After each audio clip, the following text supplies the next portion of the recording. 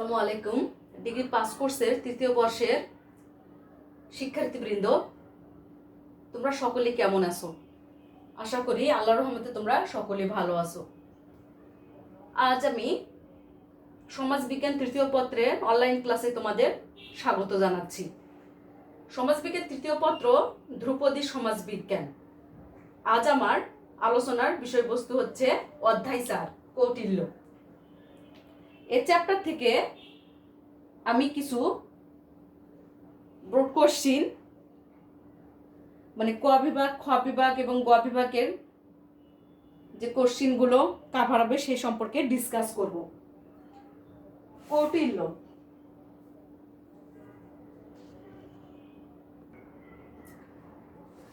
তো এই কৌটিল্য কে ছিলেন? যে প্রাচীন ভারতের রাজনৈতিক ইতিহাসের সূত্র এবং ভাষা রচনায় কৌটিল্য অনন্য সাধারণ প্রতিভার অধিকারী এবং প্রথম রাষ্ট্রবিজ্ঞানী। তার যে বিখ্যাত গ্রন্থ অর্থশাস্ত্র,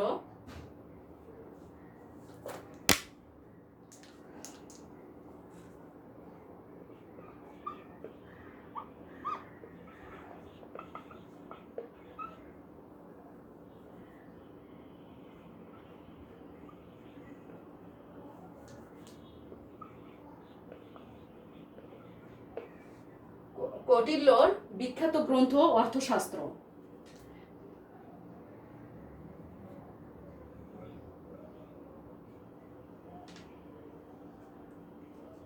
তো এই অর্থশাস্ত্রে তার এই যুগান্তকারী মহামূল্যবান গ্রন্থে তিনি রাষ্ট্র পরিচালনার একটা প্রয়োজনীয় বিষয়সমূহ তুলে ধরেন।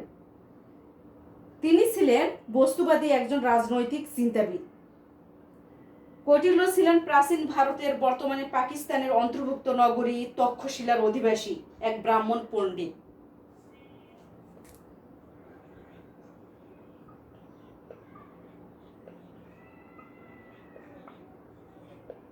তক্ষশিলার অধিবাসী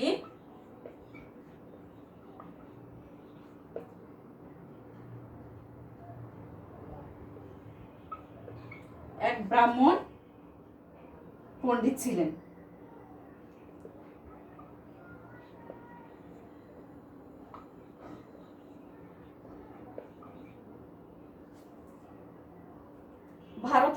প্রাচীন ভারতের বর্তমানে পাকিস্তানের অন্তর্ভুক্ত নগরী তক্ষশিলার অধিবাসী ছিলেন এবং এক ব্রাহ্মণ পণ্ডিত ছিলেন।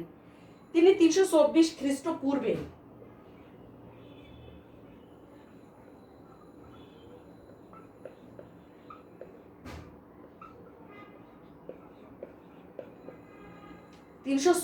খ্রিস্টপূর্বে জন্মগ্রহণ করেন এবং তিনি ছিলেন তৃতীয় শতাব্দীর মৌর্য সাম্রাজ্যের প্রতিষ্ঠাতা। তাহলে জন্মগ্রহণ কবে? 324 খ্রিস্টাব্দে। এবং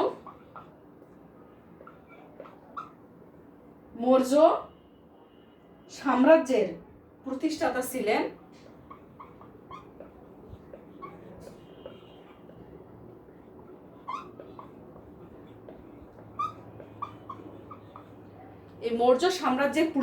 ছিলেন তৃতীয় শতাব্দী যে মৌর্য সাম্রাজ্য, এর প্রতিষ্ঠাতা ছিলেন কৌটিল্য। তার অন্য নাম ছিল চাণক্য বা বিষ্ণুগুপ্ত। এই কৌটিল্যের আরেকটি নাম ছিল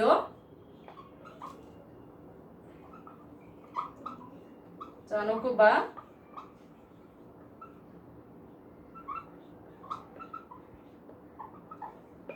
বিষ্ণুগুপ্ত।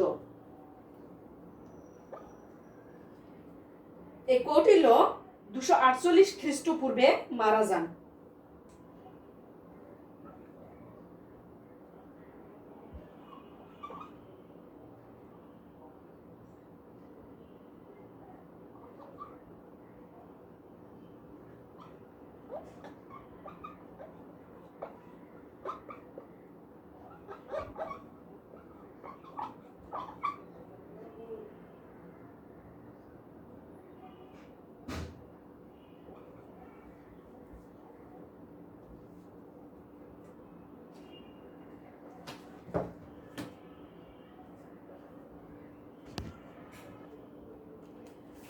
এখন আমি ডিসকাস করব কৌটিল্যের অর্থশাস্ত্র।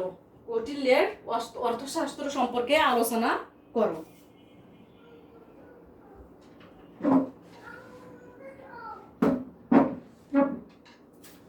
কৌটিল্যের অর্থশাস্ত্র, যে কৌটিল্য মনে করেন যে রাষ্ট্র মূলত একটি মানবিক প্রতিষ্ঠান। তিনি শাসন ব্যবস্থার জন্য রাজাকেই বেশি প্রাধান্য দিয়েছেন। কৌটিল্য রাষ্ট্রের উপাদান হিসেবে তিনি 7টি বিষয়কে অন্তর্ভুক্ত করেছেন। 7টি বিষয়কে কৌটিল্য রাষ্ট্র পরিচালনার জন্য অন্তর্ভুক্ত করেছেন। সেটা হচ্ছে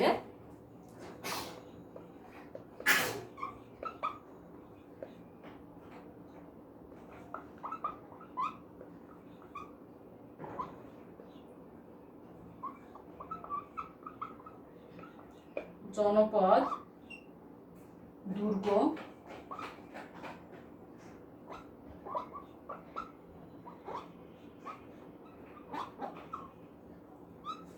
কোষ, সৈন্যবাহিনী, মিত্র।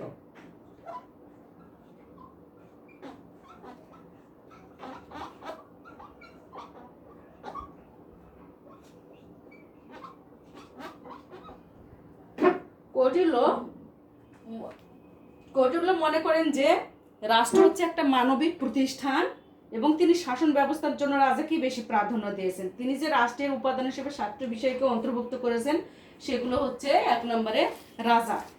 কৌটিল্য বিশ্বাস করতেন যে কোনো রাষ্ট্রকে সার্বভৌম হতে হলে একজন প্রধান বা রাজা থাকা দরকার, কারণ রাজা হলো যে কোনো রাষ্ট্রের একটি গুরুত্বপূর্ণ উপাদান। যে এই রাজা, যে কোনো রাষ্ট্রকে সার্বভৌম হতে হলে একজন প্রধান বা রাজা থাকা দরকার, কারণ রাজা হলো যে কোনো রাষ্ট্রের একটি গুরুত্বপূর্ণ উপাদান, যার হাতে রাষ্ট্রের সকল ক্ষমতা থাকে।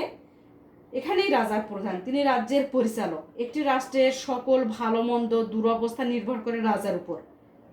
রাজাই আমত্ত নিয়োগ করেন, সেই সাথে সেনাবাহিনী পালন করে, তাই রাজাই হলো রাষ্ট্রের একমাত্র পরিচালক। দ্বিতীয় উপাদানটা বলেছেন মন্ত্রী বা আমত্ত। এরা মূলত রাজাকে রাজ্য পরিচালনায় সহযোগিতা করে থাকে।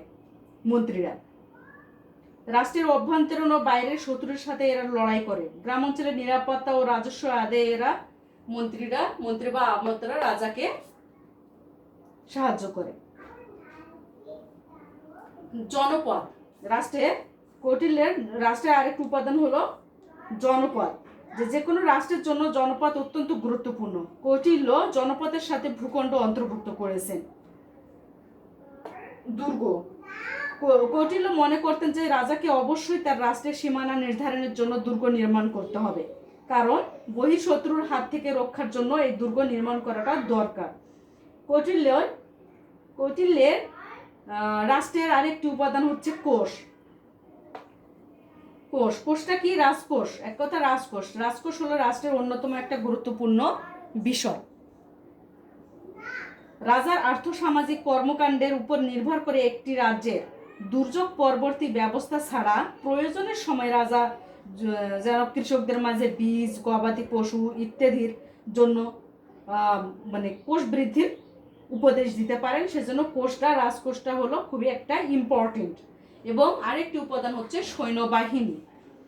যে কোনো রাষ্ট্রের বহিঃশত্রুর আক্রমণ থেকে রক্ষার জন্য সেনাবাহিনী থাকা প্রয়োজন, তাই কৌটিল্য তার অর্থশাস্ত্রের সেনাবাহিনীর কথা উল্লেখ করেছেন। এবং হচ্ছে কৌটিল্য এবং মিত্র রাষ্ট্রের একটি উপাদান, যে পৃথিবীতে কোনো রাষ্ট্র একা একা স্বয়ংসম্পূর্ণ হতে পারে না বলে কৌটিল্য মনে করেন, তাই তার জন্য মিত্র রাষ্ট্রের প্রয়োজন। কৌটিল্য মনে করেন যে একটি রাষ্ট্রের মিত্র রাষ্ট্রের সাথে সুসম্পর্ক থাকা দরকার। তো কৌটিল্যের যে আদর্শ রাষ্ট্রের সাথে তার শাসন ব্যবস্থার জন্য কিন্তু রাজাকে সর্বাধিক গুরুত্ব দিয়েছেন। এবং কৌটিল্য তার শাসন ব্যবস্থায় রাজার কিছু কর্তব্য কথা বলেছেন। কর্তব্যগুলো হচ্ছে যে জনগণকে, যারা পুঁজিপতি, তাদের হাত থেকে রক্ষা করা। এবং রাজার আরেকটি দায়িত্ব থাকবে ছাত্রদের নিরাপত্তা নিশ্চিত করা, সকল ধরনের অনৈতিক কার্যাবলী বন্ধ করা এবং জনগণকে রক্ষা করা, এবং কৃষি ও শিল্পের উন্নতি প্রসার ঘটানোই হচ্ছে রাজার শাসন ব্যবস্থার কর্তব্য। এবং আমাত্য এবং মন্ত্রী হচ্ছে কি করতে পারে, যে কোনো দেশে একজন রাজা পরিপূর্ণভাবে রাষ্ট্র পরিচালনা করতে পারে না, তাই তার কিছু লোকের প্রয়োজন হয়, যেমন মন্ত্রী। এই মন্ত্রী রাজার সাথে যুক্ত হয়ে রাষ্ট্র পরিচালনায় অংশগ্রহণ করবে এবং এরা দক্ষতা এবং সাহসিকতার সাথে জনগণের সার্বিক নিরাপত্তা নিশ্চিত করে। এবং হচ্ছে রাষ্ট্র পরিচালনার একটি দণ্ড থাকবে, এটি মূলত একটা শাস্তি, কারণ কোনো অন্যায় হলে তার শাস্তি থাকবে, এটি স্বাভাবিক। এই দণ্ড যদি থাকে এবং এই অর্থাৎ এই শাস্তি যদি থাকে, তাহলে এটি সকল অন্যায় কাজ হতে মানুষকে বিরত রাখবে। তো কৌটিল্যের হচ্ছে তত্ত্বেরও হচ্ছে কৌটিল্যর তত্ত্বেরও তার অর্থশাস্ত্রেরও হচ্ছে সমালোচনা হয়েছে যে কৌটিল্য বেশিরভাগ ক্ষেত্রে রাজাকে বেশি প্রাধান্য দিয়েছেন, এই জন্য তিনি বেশি সমালোচিত হয়েছেন। তারপরেও বলা যায় যে কৌটিল্যের অর্থশাস্ত্র ছিল মূলত একটি রাষ্ট্র কিভাবে চলবে, রাজা প্রজা কি করা উচিত, এক কথা পূর্ণাঙ্গ শাসন ব্যবস্থা। তবে বিভিন্ন সমালোচনা থাকা সত্ত্বেও একথা নিঃসন্দেহে বলা যায় যে কৌটিল্যের আদর্শ রাষ্ট্রের সাথে আজকের আধুনিক রাষ্ট্রের অনেক মিল খুঁজে পাওয়া যায়।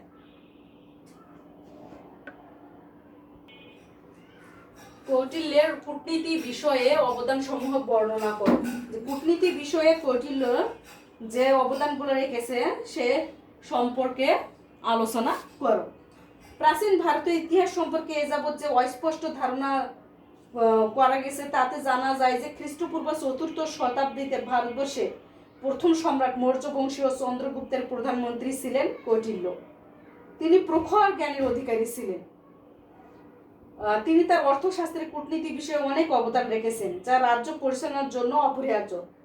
কূটনীতি বিষয়ে কৌটিল্য যে মত প্রকাশ করেন, তিনি বলেন যে বিজিগীষু রাজ শাসন সম্পত্তির সর্বপ্রকার কাজের আরম্ভ মন্ত্র দ্বারা বিবেচনা করবেন, কারণ করণীয় কর্ম বিষয়ে পূর্বে মন্ত্রণা করবে এবং পরে তা আরম্ভ করবে। 3 থেকে 4 জন মন্ত্রীর সাথে রাজা মন্ত্রণা করবেন। আবার রাজা নিজের সামর্থ্য অনুযায়ী একাকীও মন্ত্র বিচার করতে পারে। এই মন্ত্রের 5টি অঙ্গ থাকবে। অঙ্গগুলো হচ্ছে বলেছে যে কার্যের উপায়, আরম্ভ করার উপায়, দ্বিতীয়ত পুরুষ বা কার্যকৌশল, লোকজন বা রত্ন সুবর্ণাদি দ্রব্য সম্পত্তি, তৃতীয়ত কার্য নিষ্পাদনের উপযোগী দেশ ও কালের বিভাগ বিচারণ, চতুর্থ কাজের মধ্যে বিঘ্ন উপস্থিত হলে তা প্রশাসনের চিন্তা, কার্যসিদ্ধি বিষয়ক বিবেচনা। এগুলো মন্ত্রের যথাযথ গুরুত্বপূর্ণ বিষয়। এবং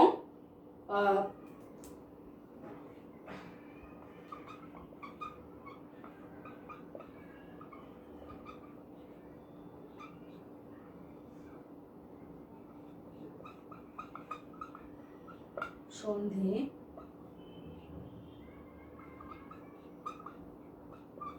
শত্রু রাজার তুষ্টি অর্জন,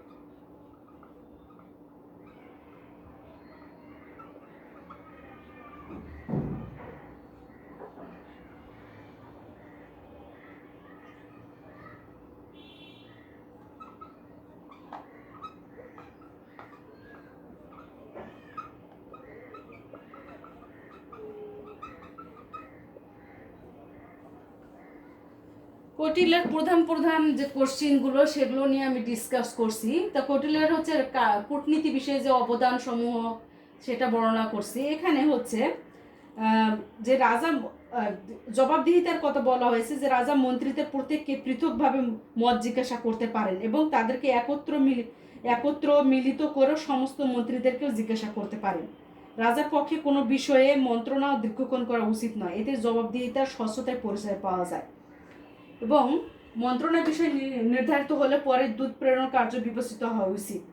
এবং এভাবেই হচ্ছে যে সন্ধির বিষয়টা আসে, যে দূত 3 প্রকারের হতে পারে। দূত তখনই শত্রু রাজার দেশে গমন করবেন যখন দেখবেন যে তার যানবাহন, লোকজন এবং অন্যান্য সব কিছু সুচারুভাবে পরিচালনা হচ্ছে। দূত শত্রু রাজার নিকট নিজ রাজার শাসন সম্পর্কে কি বলবেন এবং শত্রু রাজা তার সম্ভাব্য কি জবাব দিতে পারে তার একটি সন্ধি হয়। কারণ দূতকে শত্রু রাজার অন্তপাল, পরমুখ্য ও রাষ্ট্রমুখ্যদের সাথে বন্ধুত্ব স্থাপন করতে হবে। দূত এখানে উভয়ের সৈন্য নিবেশ স্থান, যুদ্ধ করার যোগ্য ভূমি এবং যুদ্ধ থেকে অপসারণে অনুকূল ভূমি তুলনা করে দেখাবেন। এবং কূটনীতি আরেকটি বলছে যে শত্রু রাজার তুষ্টি অর্জন অর্থাৎ হচ্ছে প্রাণের আশঙ্কা দেখা দিল দূত নিজ প্রভুর বার্তা শত্রু রাজার নিকট উপস্থাপন করবেন। শত্রু রাজা যদি দূতের আগমনে কথায়, ভাবে এবং দৃষ্টিতে প্রসন্ন ভাব ব্যক্ত করেন, দূতের বাক্য আগ্রহ সহকারে শোনেন, দূতের প্রভুর কুশলতা জানতে চায়, তবে বুঝতে হবে রাজা তার প্রতি বেশ সন্তুষ্ট। আবার এর বিপরীত কিছু ঘটলে মনে করতে হবে যে রাজা তার প্রতি তুষ্ট নন। রাষ্ট্রের শান্তি স্থাপন। কার্যসিদ্ধি হয়ে গেলেও যদি শত্রু রাজা তাকে উপরোধ করে ফেলে, তাহলে তিনি অর্থাৎ দূত উপরোধের কারণ বিভিন্নভাবে এবং বিভিন্ন দৃষ্টিকোণ থেকে অনুমান করার চেষ্টা করবেন। এরপর তিনি দুই রাজ্যের মধ্যে শান্তি স্থাপনের জন্য বাণী নিয়ে আসবেন, ফলে দুই রাষ্ট্রের মধ্যে শান্তি স্থাপিত হবে। কূটনীতির কিছু হাতিয়ার রয়েছে, যে মানে তিনি কূটনীতি সাফল্য লাভের জন্য 5টি পন্থা বা উপায়ের কথা উল্লেখ করেন। এগুলো হচ্ছে সমঝোতা স্থাপন, যে রাষ্ট্রের বিজয় অর্জনের সম্ভাবনা কম থাকলে পরস্পরের মাঝে সমঝোতা স্থাপন করতে হবে। আরেকটি বলেছে যে বিভক্তিকরণ নীতি, অর্থাৎ উপঢৌকন নীতি ব্যর্থ হলে সেক্ষেত্রে কৌটিল্য বিভক্তিকরণ নীতি প্রয়োগের জন্য বলেন। উপঢৌকন প্রদান, যে এখানে কোনো রাজা তার প্রতিপক্ষ রাজাকে উপঢৌকন বা উপহার হিসেবে বিভিন্ন সম্পদ প্রদান করবে। আরেকটি হচ্ছে মোহবিষ্ট নীতি, অর্থাৎ কোনো রকম আক্রমণ ছাড়াই প্রতিপক্ষ রাষ্ট্রের রাজাকে ভালো ব্যবহার করে মহাবিষ্ট করা হয়। দ্বন্দ্ব নীতি, এখানে উপরের সকল নীতি ব্যর্থ হলে তখন দ্বন্দ্ব নীতির পথ অনুসরণ করতে হয়, কারণ এখানে প্রতিপক্ষ রাজ্যের রাজা ভয় পায়। এটাই ছিল কৌটিল্যের কূটনীতি বিষয়ে তাৎপর্যপূর্ণ কিছু কৌটিল্যের ভূমিকা। তাহলে বলা যায় যে কৌটিল্যের কূটনীতি বিষয়ক পন্থা ছিল অত্যন্ত গুরুত্বপূর্ণ। তার এই কূটনীতি বিষয়ক আলোচনার সাথে আধুনিক রাষ্ট্রের কূটনীতির কিছু মিল পাওয়া যায়।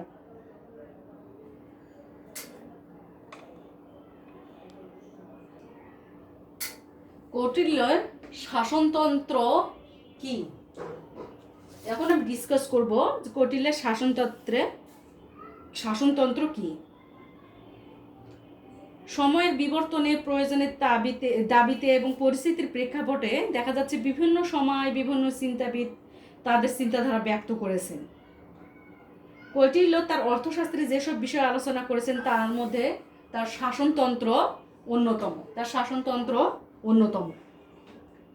তো এই শাসনতন্ত্রে কৌটিল্যের অর্থশাস্ত্রের রাষ্ট্রের শাসনতন্ত্রের জন্য যে গুরুত্বপূর্ণ যে বিষয়গুলোর উপর হচ্ছে কৌটিল্য জোর দিয়েছেন, কৌটিল্য তার শাসন তত্ত্বে যে সবচেয়ে বেশি গুরুত্ব দিয়েছেন রাজাকে। তার মতে পরবর্তী শ্রেণীগুলো রাজার প্রয়োজনে সৃষ্টি হয়েছে। রাজাকে সবচেয়ে বেশি প্রাধান্য দিয়েছেন কৌটিল্য। যে কৌটিল্য তার শাসনতন্ত্রের আলোচনায় রাজার কার্যাবলীকে বেশি প্রাধান্য দিয়েছেন, কারণ রাজার কাজ হলো জনগণের জানমাল রক্ষা করা এবং সার্বিক নিশ্চয়তা প্রদান করা। তিনি আরো বলেন রাজা মানুষের প্রয়োজনে সৃষ্টি হয়েছে এবং রাজার যে দায়িত্ব কর্তব্য, রাজার প্রথম দায়িত্ব হলো জনগণের নিরাপত্তা নিশ্চিত করা, তারপর রাষ্ট্রের অভ্যন্তরে ন্যায় বিচার প্রতিষ্ঠা করা। কারণ রাষ্ট্রে ন্যায় বিচার না থাকলে জনগণের মনে আতঙ্ক থাকে। তাছাড়া রাষ্ট্রের উন্নতির জন্য কৃষি ও শিল্পের প্রসার ঘটানো যায়। আবার যারা অসহায় তাদেরকে অর্থ দিয়ে, খাদ্য দিয়ে সহায়তা করা হলো রাজার অন্যতম দায়িত্ব ও কর্তব্য।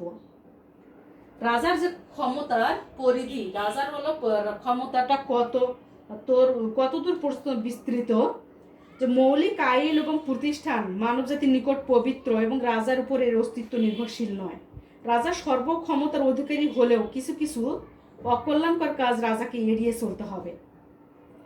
আমাত্য বৃন্দ অর্থাৎ মন্ত্রী বর্গ, যেটার কথা বলা হয়েছে, যে কৌটিল্যের মতে এক আমত্য বৃন্দের আবির্ভাব ঘটেছে রাজাকে সাহায্য করার জন্য, অর্থাৎ রাজার প্রয়োজন। এবং এই আমাত্য বৃন্দের কার্যাবলী কার্যাবলীগুলো কি?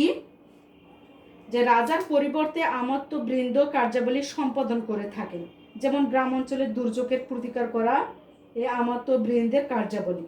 এবং আমত্তবৃন্দের জন্য শিক্ষণীয় বিষয়বস্তুগুলো হচ্ছে, আমত্তবৃন্দের জন্য শিক্ষণীয় বিষয়বস্তুগুলো কি? যে সাহস, প্রজ্ঞা, আনুগত্য ও উদ্দেশ্য, সততা, এগুলো আমত্তবৃন্দের জন্য শিক্ষণীয় বিষয়বস্তু।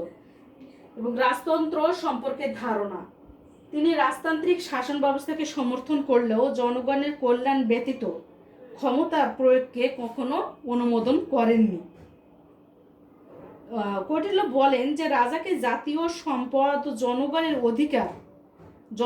অধিকারের রক্ষাকর্তা হতে হবে এবং তিনি কেবল তার প্রজাদের সুখ সমৃদ্ধির জন্যই বেঁচে থাকবেন। অর্থাৎ একজন রাজাকে জনগণের মঙ্গলের জন্যই সবসময় চিন্তা ভাবনা করতে হবে। এই দণ্ডটা মূলত হচ্ছে শাস্তি, যেটা যে কোনো কেউ যদি অন্যায় করে থাকে তার জন্য শাস্তি থাকবে, এটাই স্বাভাবিক, এবং এটি সকল অন্যায় কাজ হতে মানুষকে বিরত রাখবে। তো এই কৌটিল্যের শাসনতন্ত্রে কিছু মূল্যায়ন রয়েছে, যে কৌটিল্যের শাসনতন্ত্র এখন আধুনিক রাষ্ট্রের শাসন কার্যের সাথে অনেক মিল আছে। তবে এই যে কৌটিল্যের শাসন ব্যবস্থার বেশিরভাগ ক্ষেত্রে রাজাকে বেশি প্রাধান্য দেওয়া হয়েছে। প্রজার হচ্ছে সম্পৃক্ততার তেমন মতামতের তেমন সত্যতা পাওয়া যায় না। এটাই হচ্ছে কৌটিল্যের হচ্ছে এই শাসনতন্ত্রের একটা সমালোচিত বিষয়। তো সবকিছু মিলেই দেখা যাচ্ছে বর্তমান সময়ের দিকে লক্ষ্য করলে দেখা যায় গণতান্ত্রিক সফলতার ফলে রাজতন্ত্রভুক্ত দেশের সংখ্যা খুবই কম। নীতিগতভাবে সকল রাজাই শুদ্ধ থাকবেন এটা আশা করা কিন্তু ঠিক না। কৌটিল্যের রাষ্ট্র দর্শন সম্পর্কে ব্যাখ্যা করো। প্রাচীন ভারতের রাষ্ট্র দর্শনের ইতিহাসে একজন উল্লেখযোগ্য রাষ্ট্র দার্শনিক হলেন এই কৌটিল্য। রাষ্ট্র দর্শনের আলোচনায় দেখা যাচ্ছে তিনি প্রথম রাষ্ট্র দার্শনিক যিনি রাষ্ট্রের অভ্যন্তরীণ এবং প্রশাসনিক বিষয়ে ব্যাপক আলোচনা করেছেন। কৌটিল্যের মতে যে শান্তিপূর্ণ সমাজ গঠনের ইচ্ছা হতেই রাষ্ট্রের উৎপত্তি হয়েছে। তার যে রাষ্ট্র দর্শন সম্পর্কে যে চিন্তাধারা সেগুলো হচ্ছে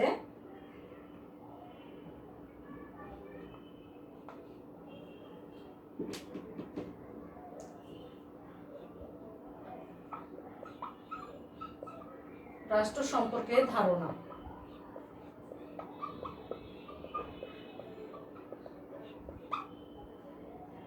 রাষ্ট্র দর্শনে রাষ্ট্রের যে 7টি উপাদান সংক্রান্ত আলোচনা পাওয়া যায়, সেখানে তিনি রাজাকেই শাসন ব্যবস্থার মধ্যমণি হিসেবে ঘোষণা করেছেন।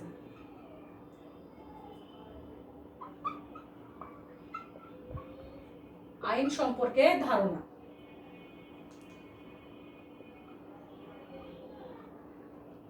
যে আইন হচ্ছে বিশ্বজগতের নিয়ন্ত্রক, ব্যক্তির নিরাপত্তা ও সুখ এবং সমাজ ব্যবস্থার স্থিতিশীলতা বজায় রাখাই হচ্ছে আইন।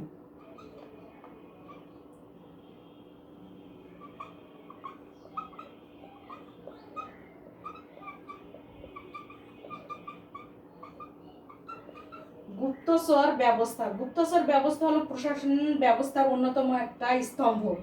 এই ব্যবস্থার দ্বারা একটি রাজ্য শক্তিশালী হওয়ার পাশাপাশি প্রশাসনিক ব্যবস্থাও কিন্তু গতিশীল হয়।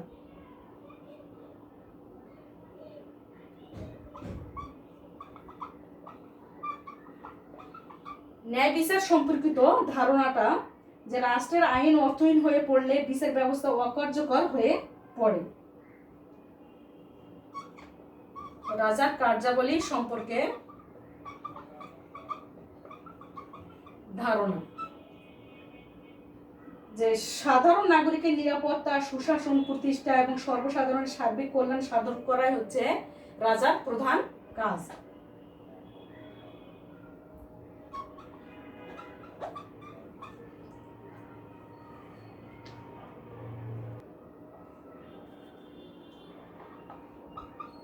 পুঁজিবাদের ধারণা। কৌটিল্য রাষ্ট্র দর্শন আলোচনায় পুঁজিবাদের যে ধারণা সেটি কৌটিল্য ব্যক্ত করেন। কল্যাণ রাষ্ট্রের মতামত।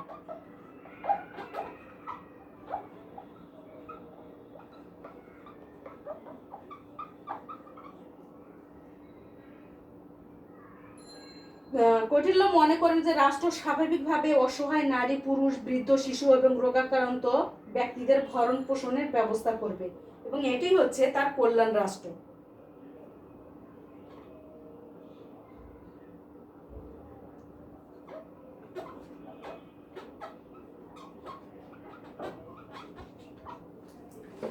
রাষ্ট্রের লক্ষ্য কি থাকবে? যে রাজার ব্যক্তিগত নিরাপত্তা নিজ পরিবারের মধ্যে নিশ্চিত করতে হবে এবং রাষ্ট্র সম্পর্কে যে ধারণা, যে রাষ্ট্র দর্শনে বিস্তৃত আলোচনায় তিনি প্রথম রাষ্ট্র দার্শনিক যিনি রাষ্ট্রের অভ্যন্তর এবং প্রশাসনিক বিষয়ে ব্যাপক ভিত্তিক একটা আলোচনা করেছেন। কৌটিল্যের মতে যে শান্তিপূর্ণ সমাজ গঠনে ইচ্ছা হতেই রাষ্ট্রের উৎপত্তি হয়েছে। তিনি তার রাষ্ট্র দর্শনের আলোচনা বিভিন্ন বিষয় সম্পর্কে তার নিজস্ব একটা মতামত সেটি হচ্ছে তিনি প্রদান করেন। শাসন সুসংহত করার উপায় সম্পর্কে মতামত ব্যক্ত করেন কৌটিল্য, যে একজন বিজ্ঞ এবং অভিজ্ঞ রাজাই সঠিক কর্মপন্থা নির্ধারণ করতে সক্ষম। এ বিষয়ে কৌটিল্য অভিমত দেন যে গুরুত্বপূর্ণ কর্মপন্থা নির্ধারণে রাজাকে অবশ্যই উপযুক্ত ব্যক্তিদের পরামর্শ গ্রহণ করতে হবে। এছাড়াও কৌটিল্য রাষ্ট্র দর্শনের সীমাবদ্ধতা দূর করে গতিশীলতা আনয়ন করেন। এজন্য অনেকেই তাকে ভারতের ম্যাকিয়াভেলি বলে অভিহিত করেন। বৈদেশিক নীতি সম্পর্কিত কৌটিল্যের ধারণা রাজনৈতিক দর্শন বিকাশের অন্যতম একটি মাইল ফলক। সরকার বিষয়ক আলোচনায় কৌটিল্য যে ঐতিহাসিক অভিজ্ঞতাবাদী এবং তুলনামূলক পদ্ধতির ব্যবহার করেছেন তার সাথে এরিস্টটলের মতামতের মিল রয়েছে, তার যে চিন্তাধারা সেটির সাথে।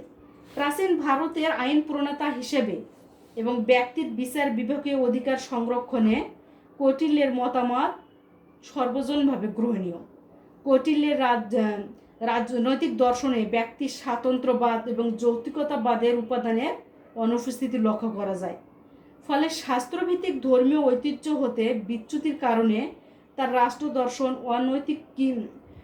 অনৈতিকীকরণের দোষে দুষ্ট। তাছাড়া বিচার ব্যবস্থার মাধ্যমে জনগণ দ্রুত ন্যায় বিচার পেতে সক্ষম। তিনি 3 ধরনের বিচার ব্যবস্থার কথা বলেছিলেন। তো আমরা বলতে পারি যে কৌটিল্যের যে সমসাময়িককালে রাষ্ট্র দার্শনিকদের মধ্যে তিনি ছিলেন ধর্মনিরপেক্ষ এবং প্রগতিশীল। কৌটিল্য মূলত তার অর্থশাস্ত্রের রাষ্ট্র দর্শন সম্পর্কে আলোচনা করেছেন। শক্তিশালী রাষ্ট্রের ধারণা এবং কল্যাণকামী রাজার ধারণার ভিত্তি স্থাপন করার ক্ষেত্রে তিনি বিশেষ একটা কৃতিত্বের পরিচয় দিয়েছিলেন। নেক্সট হচ্ছে কৌটিল্যের দণ্ডতত্ত্ব। কৌটিল্যের দণ্ডতত্ত্ব আলোচনা করো বা কৌটিল্যের দণ্ডতত্ত্ব ব্যাখ্যা করো। কৌটিল্যের দণ্ড নীতিটা আসলে কি? যে শাস্তি সম্পর্কিত তার আলোচনায় দণ্ডনীতি বা দণ্ডতত্ত্ব নামে পরিচিত। তার মতে কেবলমাত্র দমনমূলক বা প্রতিরোধমূলক দিক হতে দণ্ডনীতিকে বিচার বিশ্লেষণ করা উচিত নয়, বরং রাষ্ট্রের সার্বিক আইন শৃঙ্খলা প্রতিষ্ঠায় দণ্ডনীতিকে বিবেচনা করতে হবে। কারণ ব্যক্তি, পরিবার, সমাজ এবং রাষ্ট্রীয় জীবনে শৃঙ্খলা প্রতিষ্ঠিত হতে হলে এই দণ্ডনীতিকে বিবেচনা করতে হবে। কৌটিল্যের মতে সমাজের শান্তি, শৃঙ্খলা এবং সুখ প্রতিষ্ঠা ও দুর্বলের ক্ষেত্রে ন্যায় বিচার প্রতিষ্ঠা করা হলো দণ্ডনীতির উদ্দেশ্য। কৌটিল্যের দণ্ডনীতির যে আলোচনার মূল বিষয়, সেই মূল বিষয়গুলো হচ্ছে জরিমানা, কারাবাস, অঙ্গচ্ছেদ এবং মৃত্যু। যে জরিমানা বলেছে যে যেসব ব্যবসায়ী উন্নত মানের পণ্য বিনিময় ঘোষণা দিয়ে নিম্নমানের পণ্য বিক্রি করবে এবং পণ্যের উৎপাদন স্থান সম্পর্কে ভুল তথ্য প্রদান করে, তাহলে তাদের ক্ষেত্রে জরিমানা ধার্য করা হবে। কাদের ক্ষেত্রে জরিমানা ধার্য করা হবে? যে যারা ব্যবসায়ী উন্নত মানের পণ্য বিনিময় ঘোষণা দিয়ে নিম্নমানের পণ্য তারা বিক্রি করে, তাদের ক্ষেত্রে জরিমানা ধার্য করতে হবে। এবং কামার, কুমার, নাপিত ইত্যাদি শ্রেণীর লোক তাদের সময়, স্থান এবং কাজ না করে তবে তাদের মজুরির 1/4 বাজেয়াপ্ত করা হবে। জরিমানা বাবদ 2 দিনের মজুরি আদায় করা যাবে। এটা ছিল কৌটিল্যের দণ্ডনীতি আলোচনার মানে জরিমানার বিষয়টা। আর অঙ্গচ্ছেদের তার শাস্তির আরেকটা ছিল অঙ্গচ্ছেদ, যে সাধারণ জনগণ যদি বিনা অনুমতিতে দুর্গে প্রবেশ করে এবং কোনো মূল্যবান বস্তু বা সম্পদ কৌশলে নিয়ে যায় তবে তাকে শিরচ্ছেদ দেওয়া হয়। সাধারণ জনগণ, সরকারি কর্মকর্তা, কর্মচারী সকল ক্ষেত্রে এই শাস্তি প্রযোজ্য হবে। অপরাধ হিসেবে তিনি যেসব অপরাধের কথা উল্লেখ করেছেন, যে চুরি, অপহরণ, খুন, কোনো ব্যক্তি যদি বড় পশু, নারী, দাস হরণ করে তবে তার শাস্তি হলো তার পা ছেদন করা, অঙ্গচ্ছেদ করা। কারাবাসের কথা বলেছেন কৌটিল্য, যে কারাবাস শাস্তি যে ক্ষেত্রে প্রযোজ্য হবে তা হলো রাষ্ট্রীয় খনিতে জোরপূর্বক শ্রমিক নিয়োগ করা এবং প্রচুর অর্থদণ্ডের বিকল্প ব্যবস্থা হিসেবে গ্রহণ করা। এক্ষেত্রে কি হবে? কারাবাস হবে। আর মৃত্যুদণ্ড, তিনি দু ধরনের মৃত্যুদণ্ডের কথা বলেছেন।